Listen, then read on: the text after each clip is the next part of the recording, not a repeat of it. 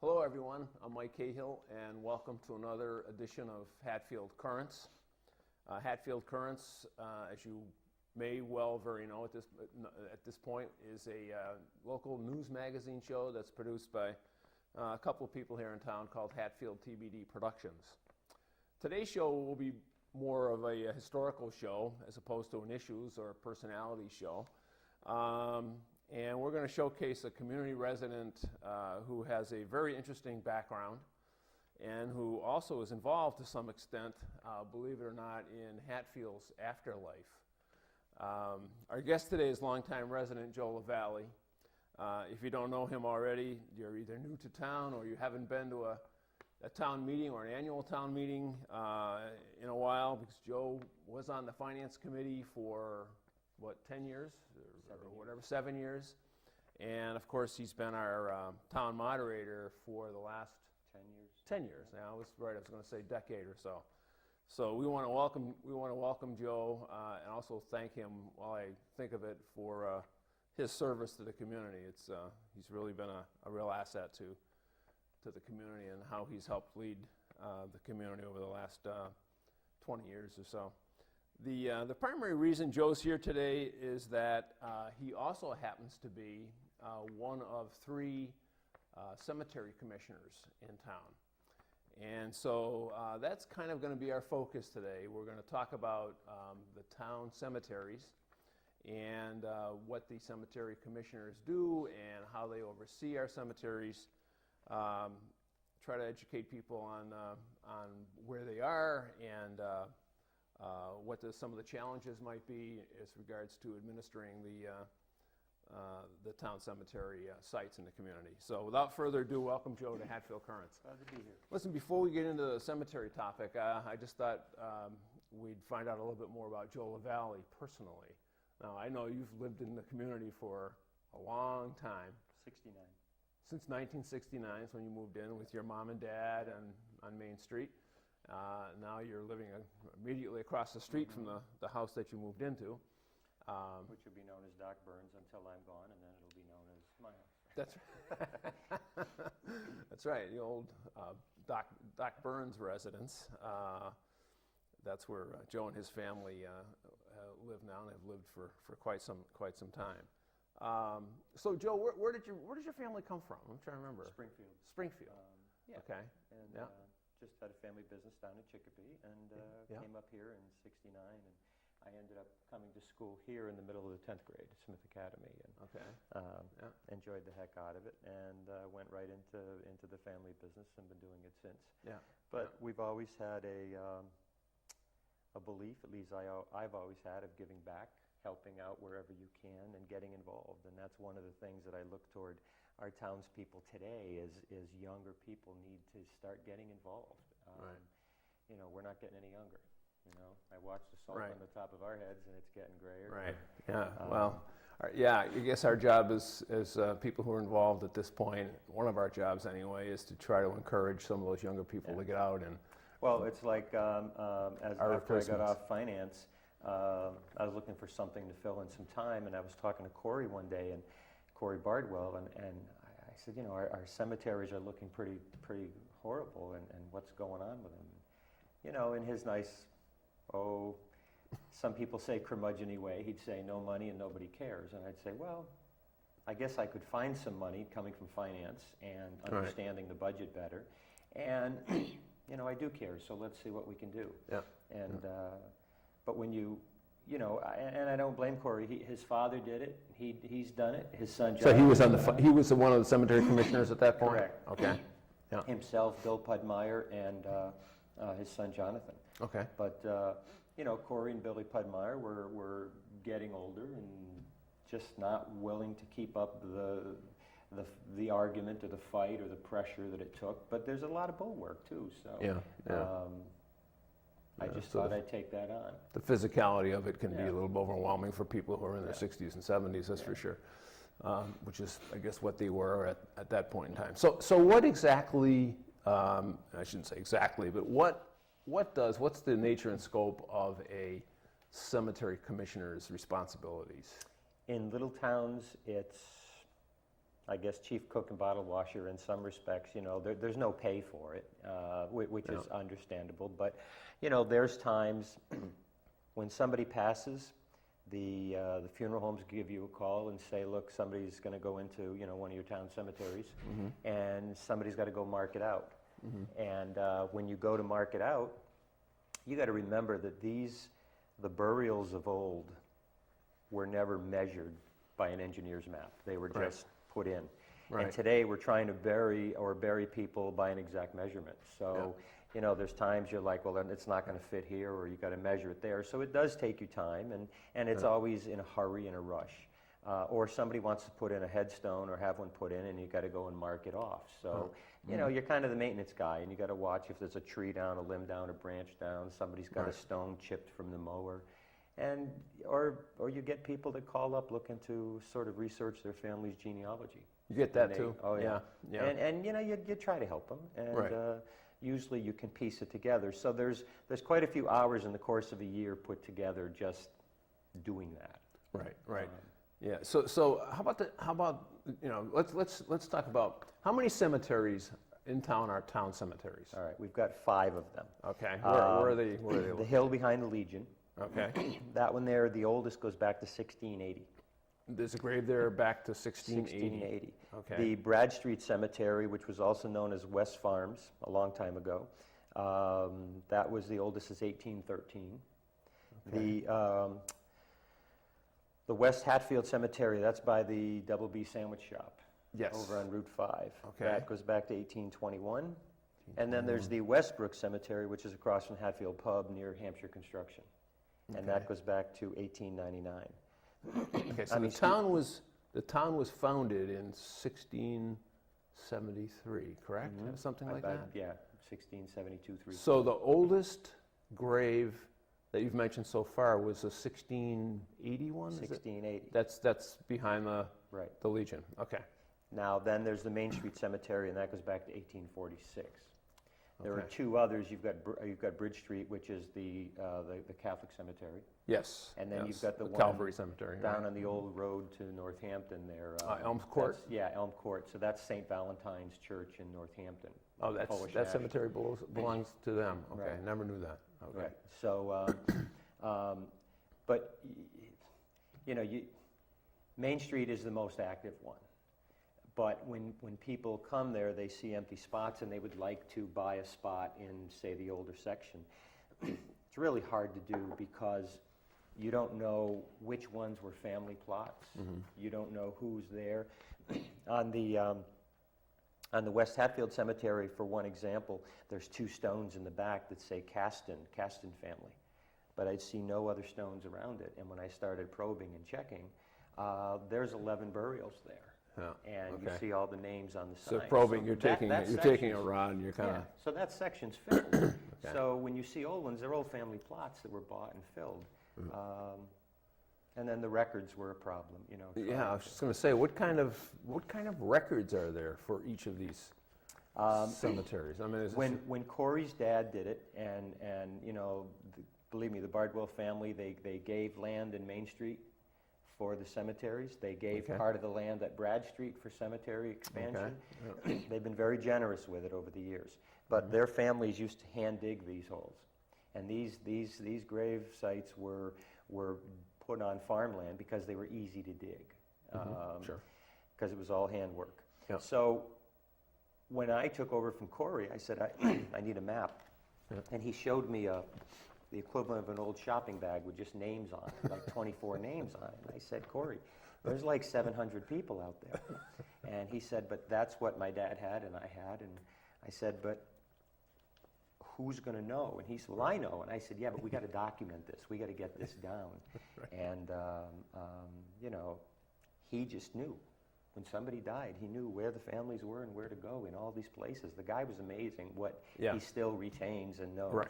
And but I at least took 3 or 4 years to get that documented on paper. So you worked with Corey and trying to I would use Corey as somebody to bounce thoughts off and questions, because sometimes it would be very hard. This is an interesting thing with, sometimes it's very hard to find a particular name or a person, and you'd find on a family headstone, there might be 7, 8, 9, 10 names. Yeah. But there's supposed to be 12 people buried there or 11 people buried there. Well, when you're the last family member to go and the rest are just cousins and you've made no provision to put your name and your death date on that stone, It's not going to be there. you're not going to be there. Yeah, that's So true. there's times you can look for a family member and you're like, where are they? They're there, but nobody put their name on. Right. So there's a lot of sort of missing people in that way. Unless you can rise from the dead and Well, carve your name, chisel your name into the but stone. when you're not people gonna have put it up on a there. family stone, I try Yeah. to let them know those stories. Yeah. And that's why I'm very happy to sort of document it here so people are aware of some of these issues. Yeah. So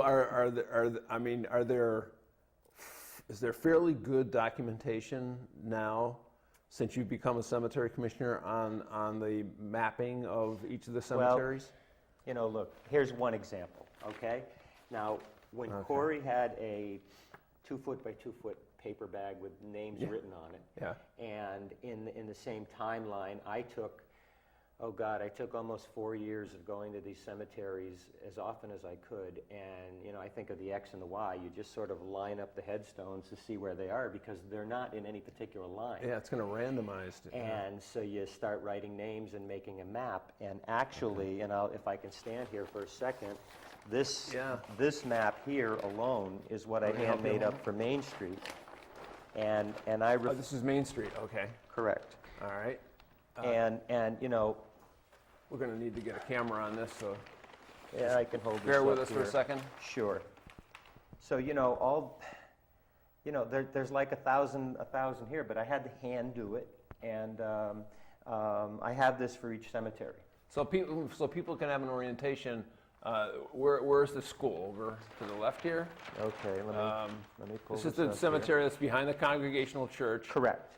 By the So- elementary school. So this is going to be, you know, and again, I pulled this map out so many times, but, all right, Main Street is down this way, all right? Okay. So where I'm standing would be the Congregational Church. Okay. All right, so the school is... Right. School's over And you there. have these, they're not really roads, but you see a path there. Yes, there are paths. And that was always for a truck or a tractor to get in there for a burial site, because you can't start driving over the old sites because you're going to cave them in. Yeah. So I've done this for each, I'll just put that down there for Yeah, now. sure. I've done that for each location. So you did this, you constructed this map and these maps, okay. It took a long Wonderful. time. I can imagine. My mom helped quite a bit on some of the other ones, helping me write names down when she was alive, but I made copies of that for each of the cemetery commissioners as well as for a couple for the town hall. So the Great. town hall uses that as a master and they keep adding to it. It'd be wonderful someday if we could get someone that was more computer literate to start entering all that on computer and at least have a grid made up. Right. When I did that map, I didn't know if I had all the names. So I went to the museum where Kathy Gow is now, and we found in 1899, for some reason, somebody in this town chose to go around and write down everything on every headstone in this town. The epitaph, the name, the dates, everything for each cemetery of the 5. So Right. I use that. You had a predecessor. Whatever. A Thank God predecessor, they did. Lavallee type person. Well, thank God they did, but I took that and I wanted to compare it to the maps to see who's missing. So we got the Council on Aging together, and we've got some of the volunteers, and they went through every listing and every map, and they found who's Exceptions there. or And anybody differences missing, they'd yeah. mark it Mhm. off. So then I went back and I took the ones missing and I started searching. And then as I'm searching, I found there's many headstones missing. And where are they? Well, in the old farm fields, they didn't think of putting a base in, so over the years, centuries of rain, they just sunk below grade. Really? And the grass and the mowing kept filling over them. So yeah. I was finding many stones down there, but it was just myself and Jonathan at the time. And so I started getting in touch with Frank Godick Jr. at the jail, Right. at the Hampshire County Jail. And he kept holding me off. And finally, after enough emails and phone calls, he called me and he said, look, the governor's got us doing road cleanup on the highway, you know. And I said, but this is really important. Finally, he says, all right, enough, I'll give you some. So the first year, a guard came with 3 or 4 of the inmates, and we started working, but you can't use power tools, power equipment. So we used shovels, and I got right in with them and loved doing it, and we had to excavate. We dug up about 70, I think it was 78 stones that were below grade in Main Street alone. In Main Street alone? Main Street, they were not Really? showing. So we brought those up. The town brought some gravel, a couple dump trucks of gravel, and we would put a base in, and we would reset all of these. Some were unbelievably heavy, but anyway, we got them done. Then I was able to update the maps on that. So working with the inmates, that took like 4 years. The first year they sent a guard, it was like 3 days a week. And then after that, they tended to trust me, so they'd let me go pick up. And you know, these aren't hardcore inmates. These are generally guys that are due to be released in 30 to 60 days. They're not going to mess it up. And they were really helpful, and they enjoyed doing it. It was kind of a little archaeology thing. But, but what came in very helpful was when we got to the Hill Cemetery, in the oldest section in the back, you'd find some broken stones, really broken, the old red stone. And you're trying to find out where's the rest of this stone. Well, back then, when the old stones deteriorated, they would use it for fill for the newer stones. You know, they didn't know that they were preserving history or destroying it. So when I found some of these broken stones around the cemetery, I was able to use that list and piece it back together because of the words. You could see what the words were. So I had a stone conservator come in, and he gave a price of fixing all these cemeteries before I took it on of like $35,000. And I'm like, well, I can't go to the town for that. So, but he taught me how to epoxy and glue stone together. So I just started piecing. So sometimes when people walk through, they'll see a crude but a repair of a stone, and it's just because I took the time to start gluing them on weekends, or I'd go back. So did you do this for all 5 cemeteries? Took a long time. So is that now, project completed, would you say, pretty much? Yeah, every now and then, you know, you'll get a break, the mower might hit something, and they'll ask me, you know, geez, sorry, and I'll go try to glue it back together. But the weed whackers wear away at them. A few years ago, I saw that the school was doing a great project. They took the kids to do some stone rubbings, but I wrote to them and said, please don't do stone rubbings, because with the old stones, you're wearing the face off of them. I said, you've got digital cameras, take a picture from them, you know. And they were great about it. They were fine. You have to remember, in the early days when settlers came to this area, the only place they could get, and Corey would share these stories with me, the only place they could get stone for a cemetery was up at Mount Sugarloaf, the red stone. But the Indians were pretty hostile and not very forgiving at that time, so you're not going to put your life at risk to go get a headstone. So they would It's kind of ironic, isn't it? I know. So when people came up here, they would go through, say, Avon, Connecticut areas, and they would get the same stone from there. So when a family came here, they might bring one stone. And maybe the father and mother got listed on there, maybe not. But if somebody spelled it wrong, it didn't matter. There's no erasing. So they used the stone. People that didn't have the luxury of stones, and people that weren't wealthy enough to try to have one brought in, they would use a wooden tablet. And those have since dissolved. I had a woman yesterday, she emailed the town hall. She's trying to find a Sarah Kellogg who was taken in the Indian raids back to Canada. And she couldn't find anything on her. And I looked, and I can't find one. I can find a Kellogg from the 1700s, but I told her this same story. But I looked in the Hatfield Gazette, in the old gazetteer of this county, and I see her listed in the original listings of towns. She was listed as living on Main Street, and it said she was taken away. And so Kathy Gah was able to get that on our museum site, that whole listing. And this woman was able to look up the story of this forebear of hers, which was interesting to do. So there's definitely a lot of history. I mean, as part of this job, if you will. There's one guy, and if people, and I encourage people to go walk through the cemeteries and look around. There's one guy in Main Street, his name is Coburn, and he was in the military, and he's truly a Rambo of his time. This guy served in, I think, 5 or 6 different wars, Spanish-American War, different wars, and it's all listed. And it's unbelievable what the guy did. We've got a few notables. Sophia Smith is in there. And Smith College has been very good at keeping up the shrubbery and the trees there. Of her site? Yeah, I contact them every few years and remind them, and they come back. Yeah. Oliver Smith from Smith Folk is in there. Yeah. Cooley Dickinson is over on Route 5. So, you know, there's some, and really in the Hill Cemetery is all our founding fathers. And selectmen and... Right, you know, so that was really, that's the original. Yeah, and that one's closed. Nobody else goes in. And that makes sense because that's a higher ground and, you know, that's just that location. Yeah. I mean... But we did have the tabletops. We went to the CPA, the Community Preservation, and they were wonderful about, very detailed about what we had to report to them, but we got some bids in, and we have 3 or 4 tabletops in there that were really getting rickety. They were like, I was afraid if somebody bumped into it, you could knock it over on a kid. You're going to break a leg, kill a kid, you're going to hurt. Yeah. It was a safety issue, but those are all fixed, all repaired. This guy did a great job on it, and they will go for another 100 years. So the Hill Cemetery is closed at this point. All the other 4 are still open and available. Let's talk about that. What do plots cost at this point? They're $450 right now a plot. Okay. Certainly in the cities and elsewhere, they're a whole lot more. We try to keep it down, but we've made a lot of, I don't like to make rules, but we had to make rules for the protection of our cemeteries. You can buy a plot if you can show some relationship to this town. Were you once a property owner, taxpayer, voter? Are you related to somebody in the town? Because frankly, you could get people coming in from the city and buying up 50 plots. Right. And buy them all. Right. So we put in rules that if you can buy like up to 10. After that, you really need the board to kind of review your request and why.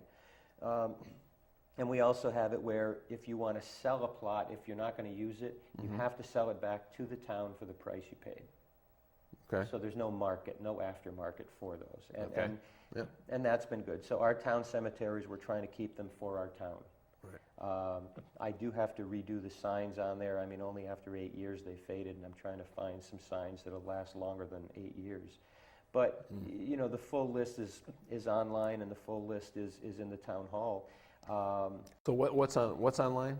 The rules and regulations. Okay. You know, and On the townofhatfield.org yeah, and they're website. simple ones. Okay. You know, keep your trash to yourself. You know, this isn't a watering place for your dog.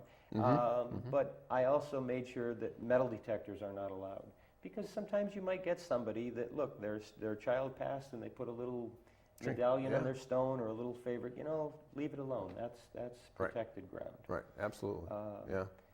Vandalism, we watch for vandalism. You know, how are you going to police that? But you ask for all people to keep their eyes out, and if they see somebody, because these old stones are brittle. Right. So Joe, who maintains the cemetery? Who does the mowing and the trimming? We used to have a gentleman in Whately that did it for years, and he gave the town such a deal. I mean, for like $9,000 a year, he'd mow it, and he retired. You do all 5? Yeah. Okay. Wow. I wouldn't do it for double that price, because mowing an old cemetery, there's no straight lines, tremendous amount of weed whacking.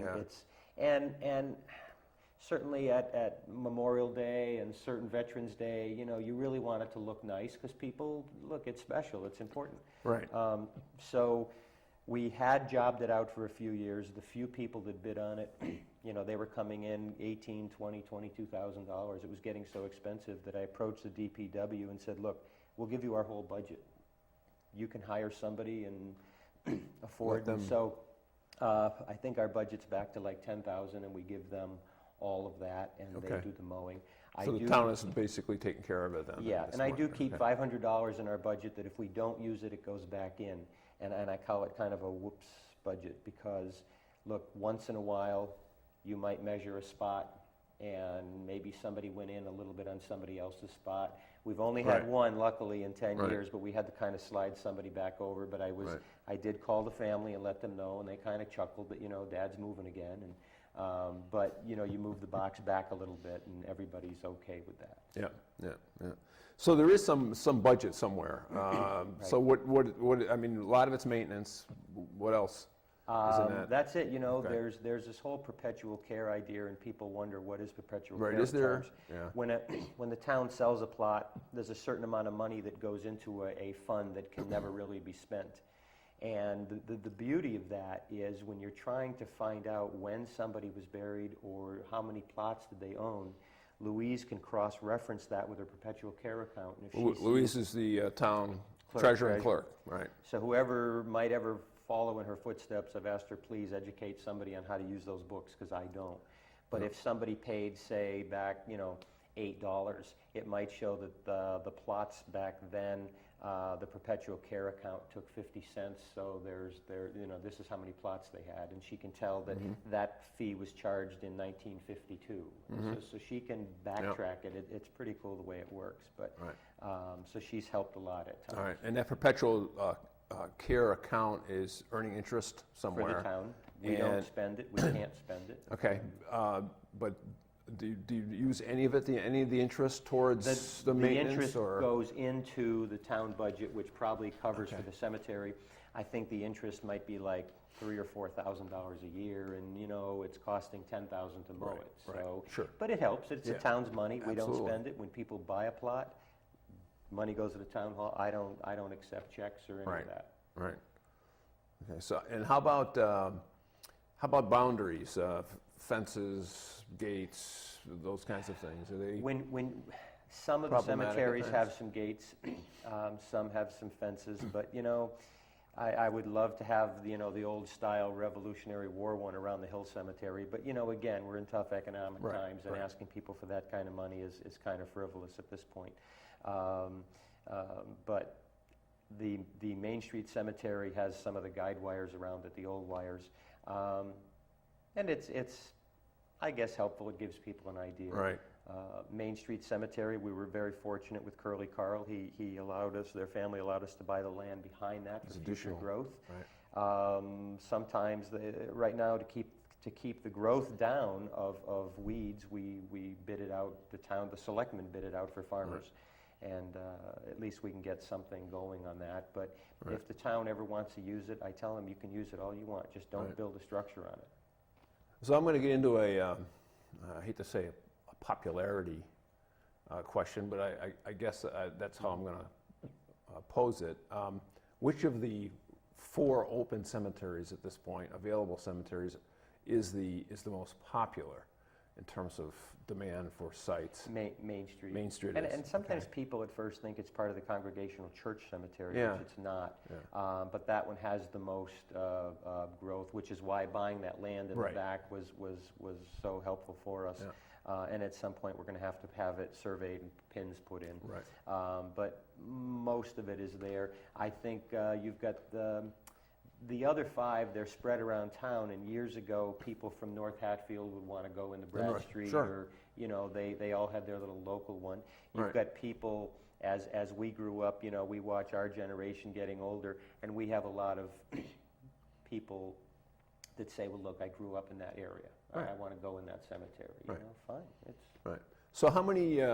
Just use the last 12 months, I guess, as an example.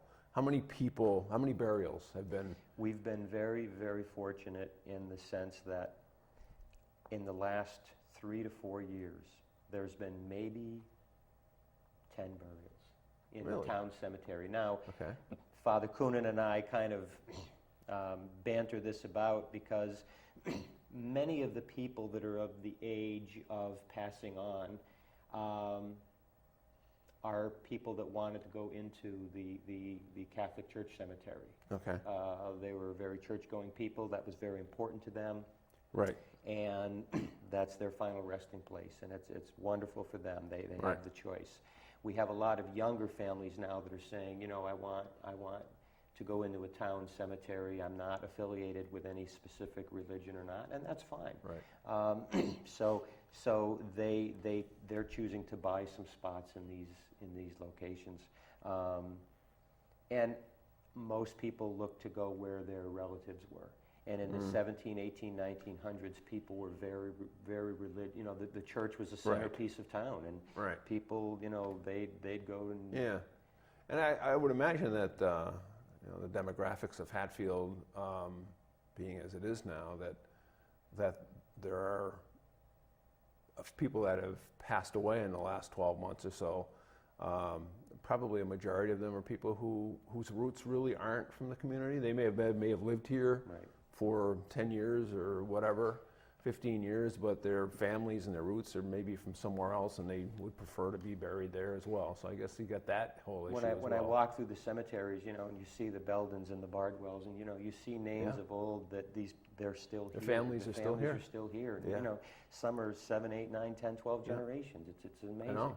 Yeah. And yet you see some newer names, and you don't relate to that name as much because Right. they're a newer family in town. Yeah. You'll get a lot of people that'll buy a plot, and you try to tell them, look, query your family, because once the ones next to you are gone, they're gone, and you try to say, I'm not trying to get money out of you. I mean, it's $450, it's not that expensive, Right. but if you buy 2 or 3 or 4 plots, you can put family members in. Right.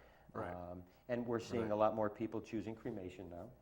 It's true. Now, how about that? How's that work? What I try to suggest to people is, if you choose cremation, that's fine. If you choose traditional burial, you need a whole spot. Sure. If you choose cremation, you're deep enough that you can just take your ashes and bring them to and bury them on top of your prior family members. Right. And put the name on the stone if you wish to do that, or put up a different stone. Now, is there a fee for that, Joe? No. Okay. I really am trying not to run cemetery Sure. as a for-profit thing for this town. Yeah. To me, it's the last thing you do in the town you live in and you Right. love. So you know what? Let's try to keep it as inexpensive as possible. Yeah. So I don't charge a fee for interring them. The cemetery directors will have a fee for doing the process for them. But Right. I was going to ask that. And so when a grave is dug, or if there's a placement of someone who's been cremated, the remains on top of another grave, that's usually handled by a funeral. the funeral home will set up the Home. arrangements, Yep. and they'll give a call. And I've had some families that I've said, look, I'll show you the spot. You can dig the hole, and you can Right. you can put the urn in and do it in your own procession if you wish.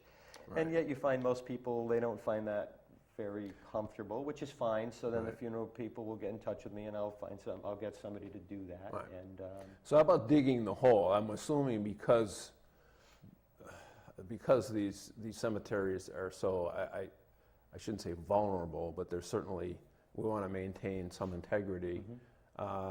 Do we specify the person or the firm that would do the digging? we bid it out.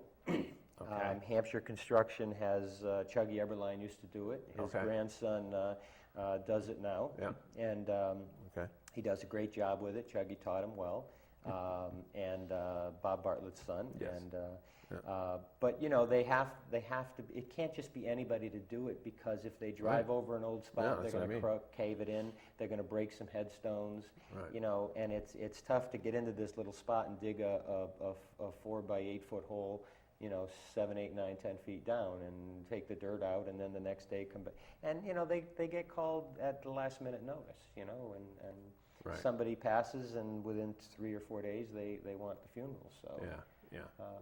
But Mikey Bartlett's done a great job with it. Yeah. So from a historical standpoint, people who have that bent in them, the maps, now the maps that you've created are now all available where at the town hall? Those are at the town hall. Are so they at when- the museum at all, or? They are, no, I have to make up some, but you got to remember the map is always changing a little bit. So Right. I've taken the old historical maps, and between Louise and the museum, they have those, the Okay. old ones. Yeah. But they're always changing, because you're always adding somebody or somebody, again, even though I don't put too many burials in the old section, you got to remember those families are still here. So their family Right. members pass, and we have to mark them off. Right. You'll get people to come at various times of the year and say, well, the grass doesn't look very good, and I'm like, well, we haven't had rain in 2 weeks, so I Right. can't fix that. And Yeah. that's where people come back Yeah. to, what does Perpetual Care cover? And Perpetual Care just makes sure the cemeteries look decent and the grass is mowed. It's not Arlington here, and we don't have an unlimited budget like the federal government might. Right. Right. But I think they look a whole lot better than they have from many years ago, and we try to keep them looking that way. We do ask people, when you put plantings, or people like to put some faux flowers there and things, but if they leave them there when the mowing season comes and that mower catches a wire, somebody's going to get hurt, you know. So we ask them, can you just place them on the side, or, you know, we'll get rid of them later or take them away. So let's talk about your observations of how the cemeteries, or at least the stones, if you will, headstones, have changed over the years. I mean, you talked about, you know, the oldest being at the Hill, and I mean, here we are in, you know, the 21st century. You know, you've talked a little bit about the different makeup of stones. Originally, people just made them out of a wooden board you'd see in the old westerns, because that's all they had. Then they would start getting stone in, but they would use that red stone because it was very soft and pliable, and they could chip away at it. They started coming up with a little bit more the slate stones they went into, and the slate was easy to work with, and the slate seems to last forever. You see those in the Hill. And then people would put very, very nice graphics on them. You'd see angels. Sometimes people would see a skull and think that looks horrible, but it was meant to scare away the devil and evil spirits. Some people would put beautiful, beautiful poetry on them. You could tell just by some of the writings that people were very much in love with somebody that passed. And you'd see some that, you know, there was a, back then there was a reverend that passed, and then he'd have 2 or 3 different wives because they died at different ages and years. It's sad when you see one of a 2 or 3 or 4-year-old little one that passed, and you know, the infants, those are harder ones. It's okay. Some even younger, probably. Well, when you see somebody 89 or 100, you're like, good for you. You have a good long life. So, and then they started getting into, because of the cost of these things, they started getting into more standard stones, where you'd go to the monument companies today, and for the cost of it, you get one that's sort of pre-made, and you can you know, have your name sandblasted in it. So I think cost has changed it a lot. In our location, we really don't have any limits on what you put. We do have in the rules that, you know, you can't put anything that's going to be, you know, insulting, abusive, you know, and the display of flags. You know, you can put the American flag, and you know, you got some leeway. But if you're going to put something that's sort of sacrilegious, or you know, if somebody was going to put a SWAT stick or a Nazi flag, no way. That's not you know, gonna so happen. we at least had to make rules to say you can't do that. Sure, absolutely. Otherwise, people say, "Well, I didn't see a rule that said I couldn't do that." You know, and that's the world we live in. That's the way it is. So that's the way it is. Yeah. So myself and Jonathan worked on those. We have Larry Williams, who's on the board now, and he's trying to learn it. But you know, who are the commissioners now? Myself, Jonathan Bardwell, and Larry Williams. Larry Williams. Okay. And you know, it's Jonathan grew up with it. I had to take years to learn it. And we had Cher Nicholas on for many years. Cher did a great job with trying. She got Bradstreet all on a disc, and she started getting pictures and information on it. But she ended up going to do some work down in Washington and had to step off. So we had, you know, nobody really wants to run for cemetery. Nobody wants to really get on it. But, you know, I'm trying to teach Larry slowly. But when you have so few burials, thank God for that. It's okay. You know, learn it slowly. Right. So who does someone contact when they want to plot? Town hall? Town hall. Okay. And we encourage them to go to see the secretaries when the town hall. They show them the maps and what's available. And if there's any question, they just call me, and I'm more than happy to shoot over there and meet with the family and help them figure it out. Right. Joe, you're also the town moderator. I mean, are there any issues with you being town moderator and you know, the cemetery commissioner? On some years, like the year the CPA request came up and townspeople had to vote on that. As town moderator, once I'm up there, I don't have sides. I don't have an agenda. Whoever carries the day, carries the day. But when a cemetery question comes up, you know, for me to get on the floor and talk about it, the town would have to vote in a temporary moderator. I'd have to get down, do that, and then vote me back in, and it's cumbersome not to do it. So has that ever happened?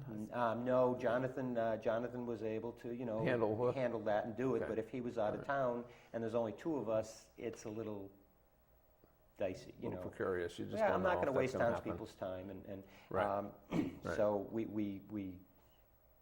work through it. It's okay. Yeah.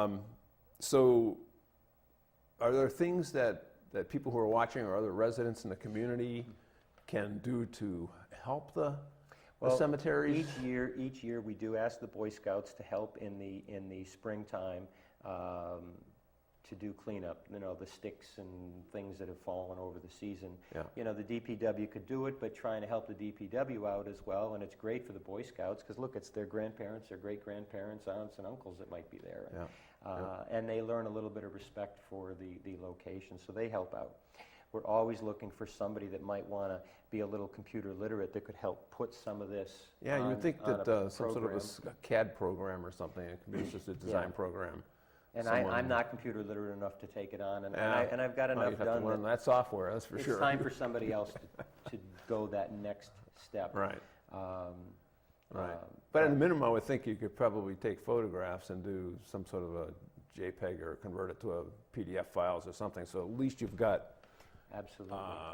Well, I those figure things if in digitized. 1899 somebody at least documented up to that point, Yeah. you know, in 2012, 2013, maybe we can go the next step and digitize it. But I'm Right. trying to do Well. it without, you know, without going to the townspeople and saying, you know, how much money, you know, 10, 20, 30,000. I'm not trying to do that.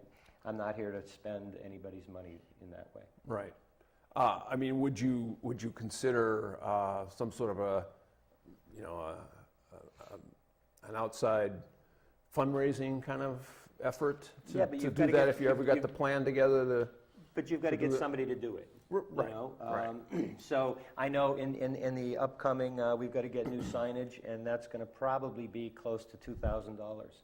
And, you know, you look for people's support to say, you know, it's time to redo the signs. Right. Not the poles, but just the Just the signs. signs, And we should do them because there was a lot of work putting them together, and there never used to be signs in them, in Right. the locations. So, Right. you know, that was very helpful to do. There's a little point that I'd really like to share was when I was talking to Corey, I would say, you know, when we were looking for these headstones in the back, you'd find some burial plots that there was no stone. And he would point out to me that the farmers back then had workers on their field. Now, in modern days, we might call them slaves, strangers, helpers, laborers, day laborers. And they would live on the farm, but they would go home on weekends, say to Northampton or Holyoke, where their family might have lived. And even though the ones that lived on the farm full-time, way back 3-4 generations ago, might have been 5 generations ago, might have been known as slaves, at first I thought odd of it, and then the more I learned about it, I thought, you know, how remarkable, and I'll use the Bardwell family as an example. When any of those people passed, they're buried right in with their family. They're buried in the family plot. They're buried right along with their mother, sister, father, brother, uncle, great, you know. And so they treated these people as absolute family in life members. and in death. Yeah. And it was remarkable. Yeah. And when you hear the rest of the story, you kind of felt a little proud of it, even though we all know the history books of slavery and all of that. But that Sure. was what happened in that time, and we've since changed that, which is good. So there's a lot of people that are buried in the back there that remain nameless and faceless, but they served this town, and they labored very hard at it, but we'll never know their names. So there was one other interesting one that really this one just blew me away. When I was writing these maps down from the old Porter McLeod family, the broom factory, the Porter, Mr. Porter, was there. And next to it, it said, wealthy wife of Nathaniel Porter. And that just struck me odd. Like, boy, this is pompous, you know? And for 3 years, when I was finishing the maps and researching everything, finally, when I got to the listing from 1899 and I looked at those, and I had some rather poor thoughts of this woman for 3 years. And it turned out, shame on me, her name was Wealthy. Is that right? So it said wealthy, wife of Nathaniel Porter. Well, you know, I was just going to say that maybe the word wealthy meant something different. But back then it was a name. You know, it was you know, wealthy in something other than money. You know, maybe. Well, because back then wealthy wealth. meant, you know, good harvest, good laboring, good, you know, good fortune, and so really shame on me for passing judgment on watching. And every time I'd walk by the stone, I'd be like, there's got to be something to this. And it was interesting. It was little things that you learn, and you know, Yeah.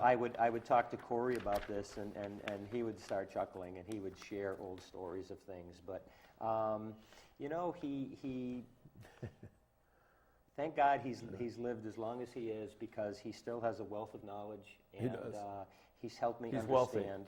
Yeah, he's helped me understand a lot about these past things, Yeah, and well, you know, Corey's kind of transferred through osmosis and whatever else, a lot of his Absolutely. knowledge to you and to Jonathan, obviously.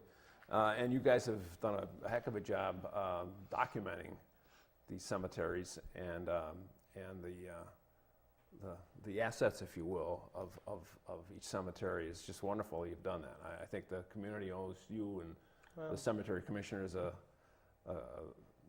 gratitude beyond well, thank you for that. remark at this point. It's I mean, without your initiatives, anyways, these things would not have happened. And so I think it's, you know, Once Thank you, Joe, for doing once our that. seniors pass, there's so much knowledge that's gone. right. And I was so fortunate to tap so much from him. You know, Right. you'd sit with him and he'd think, well, I'm just telling you a story. No, you're not. Right. You're telling me a lot of things that are very important. Yeah, yeah. And Kathy Gow is working at the museum to help preserve a lot of this. Yeah, yeah. Well, I was just going to suggest that, I mean, one of the things that hopefully you will do and Jonathan will do before you guys pass on is you've got to make sure that this passing on continues, and to whatever extent you can document what's now in your head. And shows like Because yours. it's not all on maps and on, you know. But shows like The yours word. and this help. I Yeah. mean, for me to write Yeah. all this up Yeah. and put it somewhere, it'll just be lost in paperwork. But at least these things are being explained to Right. people, and it's a great help. Yeah, And, well, maybe there's a file that can be made in the town hall in the vault that says, you know, information about cemeteries, and even this stuff that you've done for the show, you know, just to take a thumb Right. drive or something and just, you know, put it in there, and hopefully at some point in the future, the thumb drives will still work in yeah, something. well, who knows? But what they'll nevertheless, have a that's chip always in the our issue finger, yeah. of converting data. But you know, Joe, it's been really interesting Thank you. to have you on today. A very enjoyable show, and we hope that people that have been watching now have a more thorough background on the town cemeteries and the volunteer caretakers, really, of those cemeteries, and what an incredible job they've done over the last 10 years, not only in terms of administering the burial application, but also just the documentation of our past. Again, you guys need to be thanked tremendously for that, Joe. We want to thank people for watching today. Those of you who are watching, we hope you enjoyed it, and hope you now have a better sense as to where those cemeteries are. As Joe said, you know, feel free to take a stroll through. Just be careful. I guess we can't overemphasize that. Yeah. Just be careful, and be sure that, you know, you honor those that are there and who are resting there. Just a reminder, on Hatfield Currents, we continue to look for ideas for topics for future shows. So if you have any ideas, or if you'd like to be on the show, feel free to contact me or to contact any member of the Hatfield Currents production team. Before I sign off, I do want to thank them, mentioning them, the Hatfield Currents production team, for all of their help over the years. We've been doing the show now for about 18 months, and without them, it would not have happened. The show airs Mondays, Wednesdays, Fridays at 9 a.m., 1:30 p.m., 7 p.m., and 10 p.m., and also on Sunday at 3 o'clock in the afternoon. And it should be available on the Channel 15 website, which is www.hctvonline.org. Again, that's hctvonline.org. So you can check out this show as well as all of the past shows, Hatfield Currents past shows, on the web as well. So available 24/7. Again, Joe, thanks for joining us and joining me. And thank you out there for watching Hatfield Currents. We hope you enjoyed it. I'm Mike Cahill for Hatfield Currents. Watch yourself, Hatfield.